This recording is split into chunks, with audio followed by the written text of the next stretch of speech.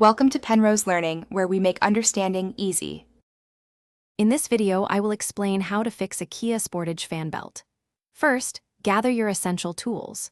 You'll need a new serpentine belt, a ratchet with the correct size sockets for your tensioner, and possibly a long pry bar or a sturdy screwdriver to help with belt manipulation. Don't forget safety gear like gloves and eye protection. Having everything ready before you start makes the process much smoother and safer. Now, let's get that old belt off. Begin by safely jacking up the front passenger side of your Kia Sportage and securing it with jack stands. Remove the front passenger wheel to access the engine bay. Next, find the serpentine belt tensioner pulley. It usually has a 14mm or 17mm bolt. Use your ratchet to rotate the tensioner counterclockwise, which will release the belt's tension. Carefully slip the old belt off all the pulleys and remove it from the engine bay. With the old belt out, it's time for the new one.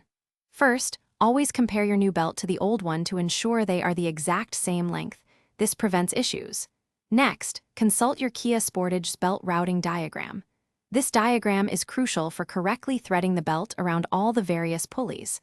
Start routing the new belt around all the pulleys, saving the tensioner pulley for the very last step. This makes it easier to apply tension. Once the new belt is routed, use your ratchet to rotate the tensioner again, allowing you to slip the belt onto the final pulley. Slowly release the tensioner to secure the belt. Now, carefully inspect every pulley to confirm the belt is perfectly seated and aligned. Start your engine briefly to ensure everything runs smoothly, then reinstall your wheel and lower the vehicle. Also, check the description for a link to those fantastic leak-proof meal prep containers and other great deals. Thanks for watching. If this was helpful, leave a like and consider subscribing. See you next time.